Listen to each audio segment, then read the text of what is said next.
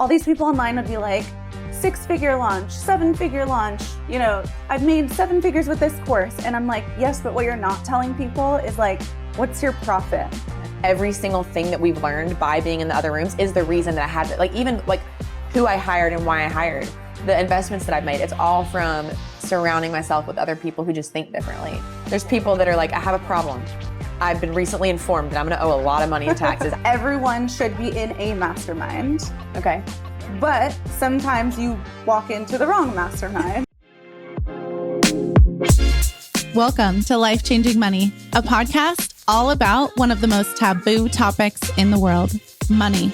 I'm your host, Barbara Strehans, and we're going behind the scenes on business owners' journeys to money, success, and wealth. Let's get started. Hello and welcome to another episode of Life Changing Money. I am so excited because we have the Ads with Ashley here, and I'm so excited to talk to you about ads. And you all know that like years ago, I had hesitations about ads and now I love them. And it's all because of Ashley.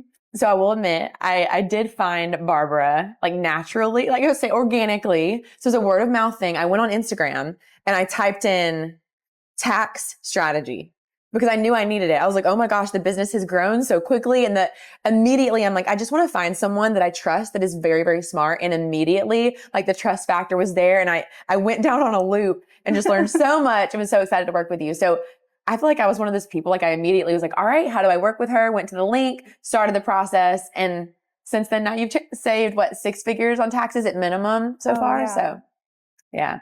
You're like star student. I follow the directions, and Stephanie specifically has been so great. Like I feel like she actually cares about saving us money, and she does more, I think, than you even realize, like to support us. It's been so good. Oh yeah. My whole team, like that's the one thing that I really care about is like, do they care about their clients saving money as if it was their own? Yeah. And they really all do. Like we all celebrate, no one sees it, but like we all celebrate in Slack the amount of money that people are saving. I love that. Yeah. We have a team wins channel too, because people care. They're like, hey, I'm seeing Barbara's ads. How are they doing? This one looks so great. And they'll screenshot it and put it in there. And I'm like, I know. Like you and I both, we take action very quickly and we take direction very well too. You agree? I think it's really important with like entrepreneurship. It's in our core values of like always a white belt. So like you always can be learning. And I think we both have that, which is why we've both been able to grow our businesses so fast. Yeah. The people that are like uncoachable, you're not going to get any better because you don't think that you can get better. I agree. Yeah. I know you said earlier, like even though you are so coachable, you are the person that wants to learn. For a little while, you were a little resistant to ads. So tell me, like, what were you thinking? What were your thoughts about ads before you decided your team, like having this skill would be something you want to do? Okay. If I was being honest. Yes. I would like see these like internet gurus. And I think it's because I see everyone's financials behind the scenes where like all these people online would be like 6-figure launch, 7-figure launch, you know, I've made 7 figures with this course. And I'm like, yes, but what you're not telling people is like, what's your profit?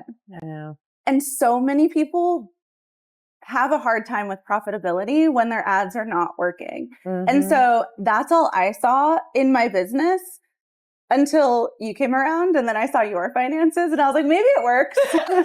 You're like, I see that some math seems to be mathing here. Yeah. And you had a similar model. Yes. Yeah. For sure.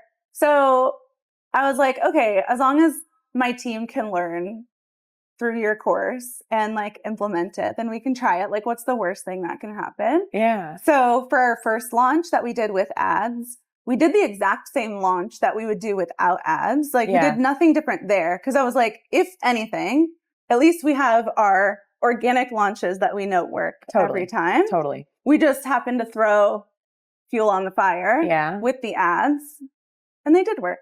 They did. And then I feel like it's kind of like testing the waters. Like I feel like you got comfortable with that first batch. And I feel like the second launch, I feel like overall it went better. Just like learning, just like we talked about today, some of the lead growth stuff. Like it just sped up getting more people on the email list, and the whole thing works together, and your team is so great at the emails too. It just all kind of added up.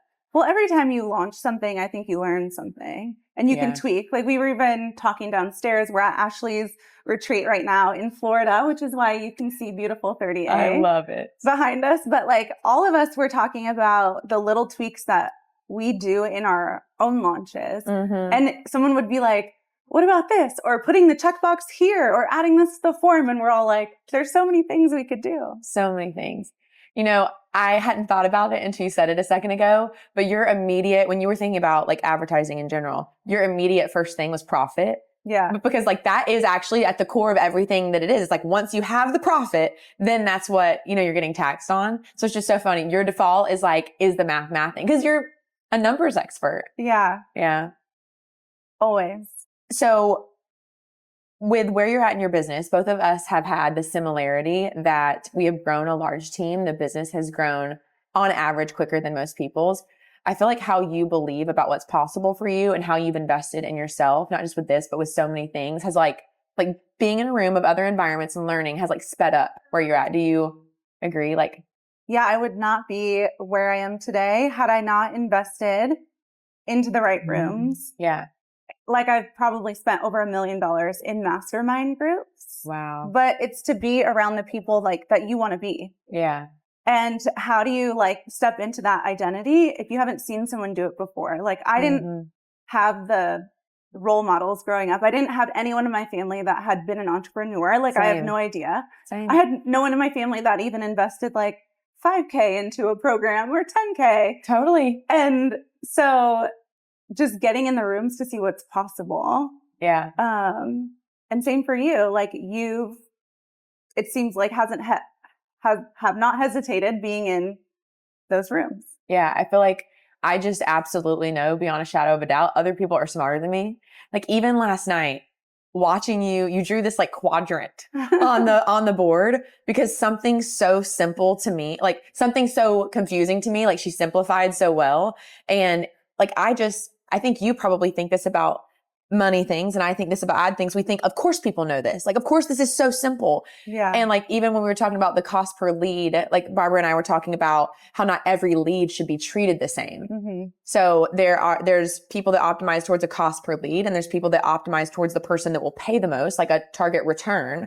And like, of course that makes sense. And you heard it and you're like, yes, but it's so crazy how we both have our like buckets of knowledge that we know we're good at, but we also are like, what other buckets of knowledge do we need to like speed up our results so quickly?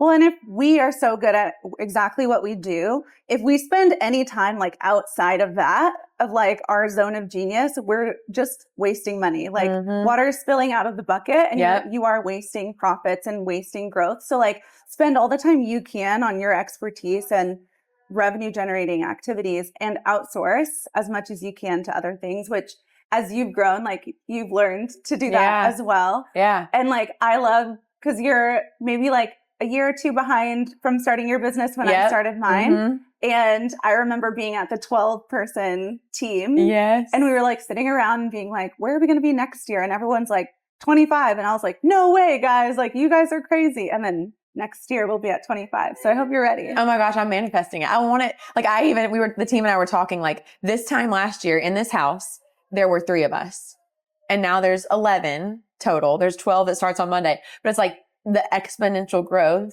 Yes, ads, but it's crazy. Every single thing that we've learned by being in the other rooms is the reason that I have it. Like even like who I hired and why I hired, the investments that I've made. It's all from surrounding myself with other people who just think differently. How did you know right away that you needed a tax strategist? I feel like a lot of entrepreneurs fumble for a couple of years with like regular accountants. They get a huge surprising tax bill. Oh yeah. But you were just immediately like, I need a tax strategist. So if you think about like where people are at on their journey, like there's people completely unaware of the fact that they need tax strategy. There's people that are like, I have a problem. I've been recently informed that I'm going to owe a lot of money in taxes. I was there. I was like, I was problem aware. I don't know. I was there and I was like, I need a solution. And my financial advisor, Hannah, she was like, you need a tax strategist. And she's actually the person that referred me to you, which is like this whole like full circle thing, which I think is so special. But she was the one, because I didn't know. She's like, you need tax strategy. You don't just need what you have. And I didn't know. Like if I hadn't had someone who was a money advisor to tell me you need a tax strategist, I wouldn't have known, because I just thought my CPA who filed my taxes was my tax strategist. I just didn't know. Yeah. And so I'm over here like, hey, how much are we going to owe? And it's forecasted and it was like hundreds of thousands of dollars. I was like, oh no, like I'm going to pay all that. Like it's just all going to go. I said, what things can we do? And they were like, well, there's many things that you could do, but like, here's a few of the top recommendations. And I was like, they just sent me an email with 4 bullet points. I'm like, I have no clue what any of those things mean. So that's when I went to Hannah and she's like, no, you need someone who specializes in how to use different strategies that are legal to like reduce, like, and then I found you and I immediately like saw the form and I was like, okay, I already knew, like I'd already sold myself that it was already going to be a tax write-off to work with you. And so now everything I think of, I'm like, well, it is going to reduce it's just how my brain works. Yeah. But I just knew, and I knew that I wanted the best. And so I felt like I had found it, and I'm very quick to make a decision once I know. I'm like, this person seems like a good person. I loved the success and credibility that you had. I thought there was one video that you had and it taught me something, kind of like that whiteboard moment. Like every time you get near a whiteboard, I'm like leaned in. Like you had this one organic post and I was like, yeah, she's drawing. You do. Cause I'm such a person that is a visual, like I have to see it and then I'm like, got it, done. Now I can make the decision. And you had a piece of content and I was like, well, I'm sold before I got on the call. Yeah. That's so good. And you were at Minted last year. I was. We're about to be at Minted this year. I know. And now I get to play a small little teeny bit. She's going to be on stage. I'm going to be on the panel. It's going to be great. That is still on stage. I know. I'm so honored. But it's crazy what can happen in a year.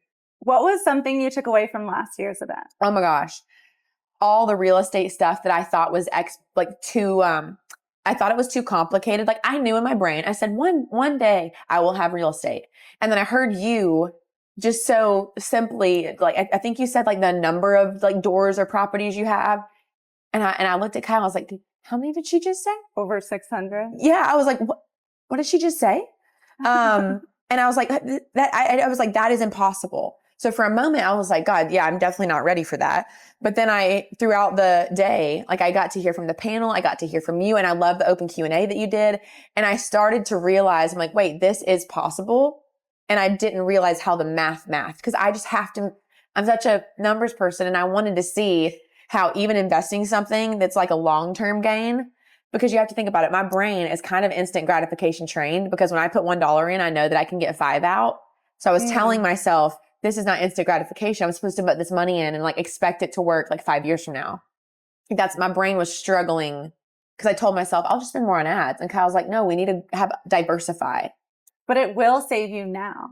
That's right. And I didn't realize that as clearly. Yeah. Even more so last night. So you will get the tax savings this year. You don't have to wait 5 years. Let's talk about that a little bit. Okay. Like for people that are listening and they're like, wait, I relate to what Ashley's saying. How does it save her immediately? Yes. So I look at real estate in 4 different ways, but in general, you're going to put a down payment on a property. Let's say you're going to put $1 million down on a $4 million property or group of properties, just for easy math. Some of you might be like, I'm not buying $4 million worth of property, but pretend it's 400,000 and 100. Yeah. So if you put $1 million down, you instantly grew your net worth by $4 million because you just purchased something for $4 million, but all you had to do was pay $1 million for it. So already you're up. Then you get tax savings from it through depreciation as long as you set it up correctly. This is like the part people get wrong. Yeah. And where their tax person doesn't advise them correctly, but you're setting it up correctly. So let's say we did a cost segregation study on the property, which just means you get to accelerate your expenses. So on $4 million of property, you're going to get anywhere from $800,000 to $1.5 million in expenses. And let's just average that. So your $1 million down payment just got you $1 million in deductions. Right. So you do get the immediate right deduction now. And someone else is paying your mortgage and you get appreciation of the property. So when we did the math last night, it's like your ROI is not 10% right now. It's 87% right now. And you have growth potential in the future. So can you explain to me, like a third grader, what depreciation really means? Yeah. It's kind of like the IRS says, thank you for investing in the economy. I'm going to give you this gift of like a fake expense. So they say on every $100,000 property, you could take $25,000 or $30,000 as like a bonus check. The IRS is like, we're going to give you an extra $30,000 in deductions just because you were nice enough that we don't have to have government housing. You're going to provide the housing for someone. And so we're going to give you $30,000 back. Interesting. Okay. So every 100K is anywhere from like 25 to 30. Yeah. And then the cost segregation, the way that I've understood it, because we're about to do, I think, 3 with you in the next. Oh yeah, by 3 the way, months. so she learned about all the real estate last year. She's like, no way, that's impossible. And then currently I'm under contract. So we have 1 short-term rental and 2 under contract. So about 3 in a year, which is a big deal. And it's a couple million, which is exciting. yeah. Yeah. Anything is possible. You just have to see the person do it first. Yes. It's That's like, it. It's like the 4-minute mile analogy that everyone talks about, you know, like in the Olympics, that person in the Olympics, people tried to beat the 4-minute mile for hundreds of years. And then someone did it in the 20s, and the very next Olympic, 4 people beat the 4-minute mile because they saw someone finally do it. So you just have to see someone do it first. Just to like prove to your brain that it is possible. Yeah. Yeah. That's why we love Mastermind so much. Yeah. I saw one of the episodes on your podcast. It was recent, was like about a mastermind experience you had. So you've had like some good and some challenging experiences. Tell me more about like your overall thought about masterminds in general. Okay. I think that everyone should be in a mastermind. Okay. But sometimes you walk into the wrong mastermind. So it's like, still be very clear on what you want from the group. Yeah. Is it a specific topic like yours on ads? It's like, all I want to do is learn ads. Like, all the other stuff we get is like cherry on top. Love it. It's amazing. But I was like very clear, like that's what I wanted. Or is it for community? Or are these people your ideal clients? Like sometimes I've joined masterminds, not because I really even cared about the leader. I just knew everyone in there were my ideal clients. Or is it for really cool trips? Sometimes it's like, hey, I know they're doing cool stuff this year. We're going to do that. So like people have many different reasons to walk in the room. So be clear on that. And then also just make sure you're going to vibe well with the leader and that they are who they say they are. Because not everyone is. Yeah.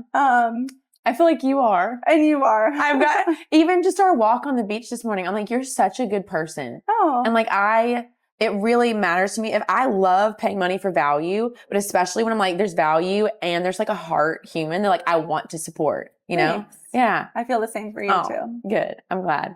Yeah. So it was so funny. Like last night we were talking about a bunch of different things, but everybody, it's crazy. We were talking about like Minted.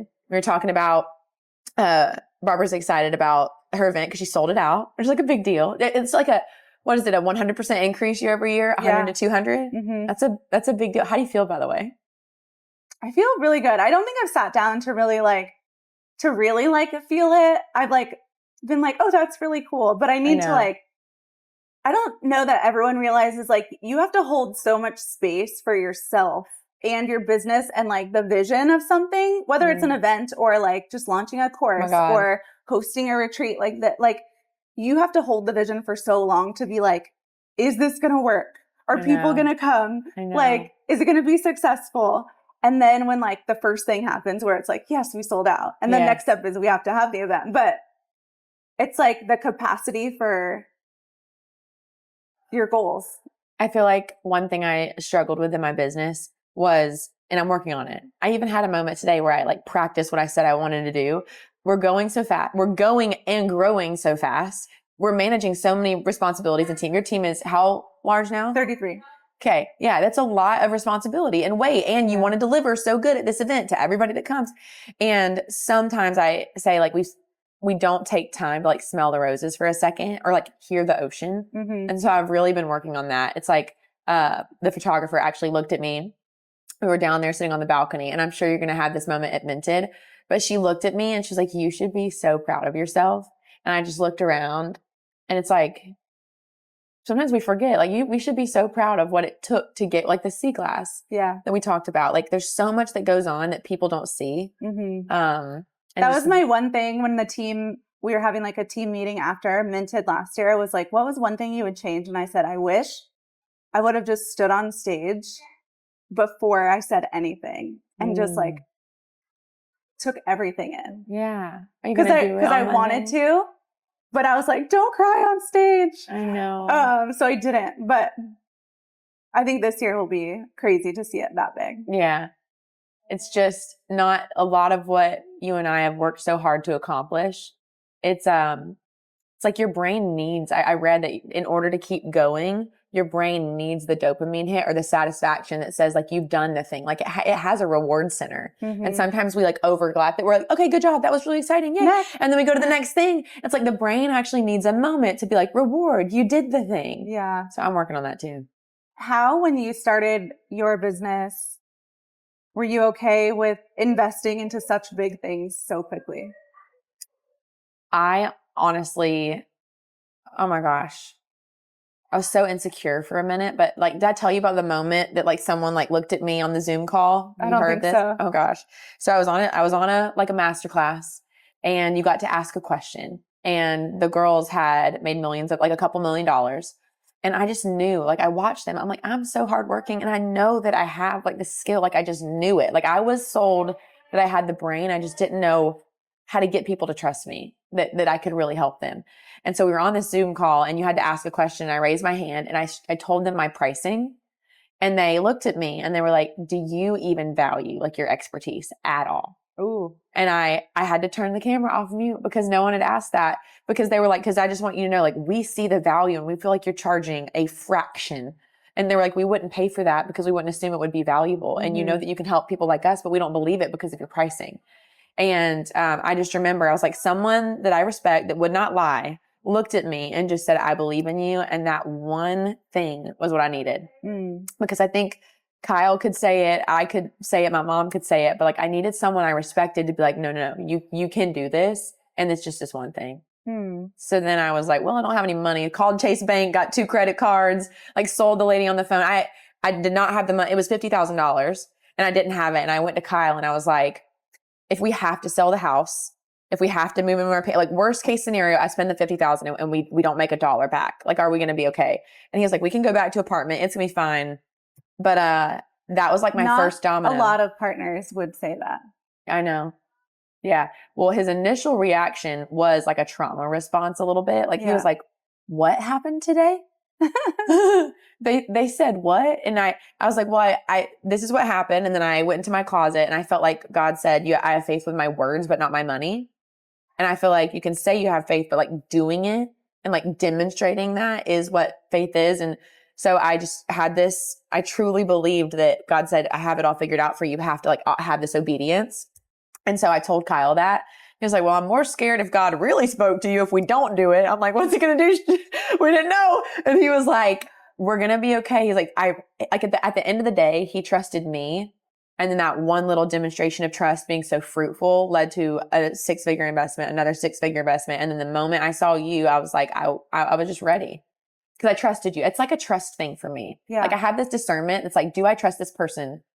Which is so good to have because there are a lot of business owners that unfortunately get taken advantage of from not so good people out there. And then that's why some people out there have a hard time investing in masterminds and in experts like us because they've been burned in the past. But it's like, you were talking about this yesterday, I think, where it's like you can't make future decisions based on past experiences. Right. But that's our default. We're like, oh, I can't do this thing right now that could help my future because of my past experience. I'm like, what if you just let that go? And you said, I'm going to make a decision based on who I want to be right now and it's hard because people are like, no, your past totally influences your decisions. I'm like, right. And could you hold the fact that there could be a world in which you don't have to make a decision solely based on that? Yeah. So, okay, I have a question for you. Yeah. So I am just so impressed by how you have grown this team and just done it with such authenticity, even as you've grown. How have you been able to become the person that you are today? Because who you were, let's say 5 years ago, 10 years from now is likely a completely different person. Is that true? Yeah. I think it's really, I always say like entrepreneurship is just a self-development journey. So how far are you willing to go? Yeah. And there's just layers of like, you have to be really clear on who you are right now and who you want to be. Yeah. And it's like, am I there yet? And if I'm not, what do I need to change or what do I need to do? Whether it's like therapy or it's just learning something new, hopping on a master class. It doesn't matter what it is, or just being a healthier like person. Yeah. There's so many different facets of it, but I think it's just being so clear on who you truly are. And I say like good people making good money do good things. Mm-hmm. Money is just an amplifier. So like if you are a bad person, money is just going to make you a Yeah. worse person. What's something that you're really proud that you've done with some of the money that you've made? We've donated multiple six figures. Yeah. Yeah. How did that feel? Yeah, it's awesome. You're going to make me cry if I like really think Oh. about it. No, it was, I mean, when you grew up with nothing and like on food stamps, and then to be able to like drop 50K or 100K to a charity that you know is going to really like save people's lives. Mm-hmm. And it doesn't impact your day-to-day life. It's like, that is really cool. It is. Like, not only are we helping other people's families with like tax savings, but then we get to take some of that money and also give it to other people doing good. And I also think that when you give back, it comes back to you tenfold. Mm-hmm. So it's not that we give to get it back tenfold, but like I have like actual evidence every single time that I donate something. It's like some weird thing happens where it's like, oh, I didn't see that coming. You did something good. Yeah. And it can I've experienced that too. Mm-hmm. There's even with some of the investments I made, or decisions, like there was one client I let go and I was like, I am letting go of a lot of revenue. I was like, but it is the right thing to do. And out of nowhere, someone messaged me a couple days later that I had really wanted to work with. And I was like, oh my gosh, like that was perfect. Yeah. You had to make room. You had to make room. Mm-hmm. It's so good. Do you have any other, like of everything that you've done in 2025, what's one money or tax strategy thing that you feel like is something you've taken advantage of or that you've recommended to more people that's different from maybe before? We have invested a lot more this year into like health and wellness things. So the tax law changed in July where now you can have medical expense reimbursement plans a lot easier for business owners to take advantage of. Like we could always offer them to our employees and we got the deduction as the business owner, but as the owner, you couldn't really take advantage of it. Yeah. But then in July with the tax bill changes, now we can write off gym memberships. And so like we just bought a biocharger. I don't know if you like have seen those. I have not. They're these really cool lasers. And like, I don't know how to explain it. It's not red light therapy. It's some kind of like laser thing. And it looks like a rocket ship. And you like sit around it in a circle. And it's supposed to like save lives. But this thing is like 20 grand. What? But I'm like, whatever, it's a tax write-off. And you can do it for like ADD things. You could do it for gut health. You could do it for cancer, tumors. Like it has all these settings on it. It's really cool. So just like investing more into like health and wellness because why not? That's more fun. I mean, every year we invest in real estate. Yeah. And this year's a great year to invest because of 100% bonus depreciation. Last year it was only 60%. And it was supposed to only be 40% this year, but it's 100. So a lot more real estate. And what else is different this year? A lot of our clients are setting up donor advised funds for charities. Mm-hmm. So we're working on that. Great. Yeah. That's one of our things. We actually this was the first year you talk about like life-changing money all the time. Yeah. Kyle and I gave, so his therapist that he like works with, Dr. Phil, we were not like the Dr. Phil. Not the Dr. Phil, even though we call him Dr. Phil, but everybody's like the Dr. Phil. And I'm like, no. But Dr. Phil, they have an organization where they help people that can't afford to have like quality and counseling. And so we were the presenting sponsors. It's actually an event that they're hosting tomorrow. Anyway, but it was really, really cool. And we did like a matching thing to encourage other people to match. And it was so cool. And so now we're going to set more aside in the donor advised fund because it allows a tax write-off for this year. Yeah. Yes. See, I'm learning. I know when you speak ads and I speak taxes, I'm like, this is so fun. Look at us. But I was really proud. I'm like, okay, we're going to set that aside. And that was, like Kyle is so like, even when you were talking last night about just things that you care about and want to support. And I'm like, that is a thing that Kyle struggled with. And now we get to help other people be able to just get what he got and what we've gotten in our relationship from it. It's so cool. Yeah. Yeah. It's really about paying it forward. Like you can have all the cool things, all the nice things, bougie stuff, but when you get to like help others too. Yeah. I have one last question for you. Me too. Okay. So, one thing I've noticed about you that I don't know I realized as much until we got to spend some time together is you actually have very good boundaries with like people in your life. And you take care of yourself. Like I feel like you've gotten some guardrails established. Did you always have that? Were you always good at that? I was not always good at that. Yeah. But as the company was growing and like more and more team members and more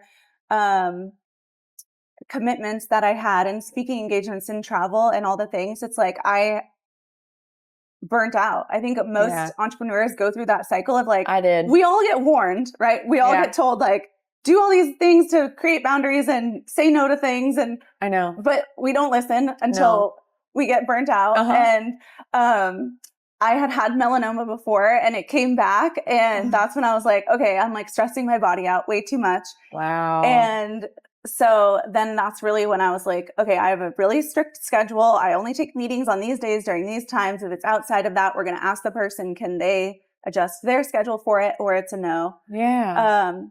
And I've learned that every time I say no, it leaves like room for yeses. Yeah. As well. So you have to have boundaries. Yeah.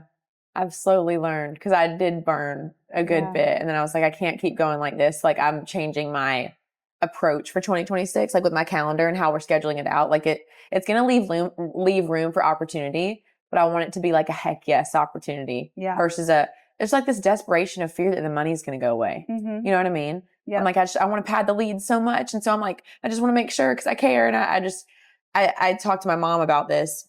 It has to do about money, but like every single time when my parents were divorced, like every week we drove to get the check from my dad and he paid every time. But every time we were just going to do this and everything was all about money. We can't do that. We should do that. Like it was just money, obsessed. And I'm like, I just want to be able to not have to ever have that for my kids where all they constantly think about as kids is money every single day. And so I've just been obsessed with trying to pad the lead. But then I got to realize like my own self right now also like is worth something too. Yeah. Yeah. If you wanted people to know one thing about ads, what would you want them to know?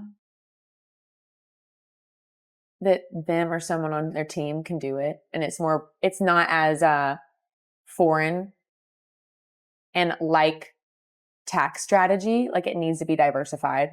Like any tax strategist that says, here's the one thing, I just like, that's the wrong thing. It's like you get multiple pieces of real estate for a reason. You have multiple tax strategies for a reason, and you need to be findable on multiple platforms. That's like my core conviction. I know. Okay. I am so thankful for you that I've gotten to like learn from you, and thank you for saving me a bunch of money. So we joke, I'm like, thank you for saving me money. Thank you for making me money. I'm working on it. Yeah, so we're both helping each other. Oh my gosh. Well, Ashley, thank you so much for recording a podcast at your retreat in Florida. We've been working with Ashley's team for like the last 6 months, and it's been incredible. Like I cannot recommend her enough. I tell all my friends, I'm like, your business would be so much better if you had ads and you need Ashley. So I love you so much. Definitely go find her. And do you have when's your next challenge? January. Okay. Yep. So I can share it. We'll link the challenge below. I love it. Thank you. You're the best. Thanks. Thank you for listening to this episode of Life Changing Money. Don't forget to subscribe, and I would love if you left a review and shared it with your friends. See you next time.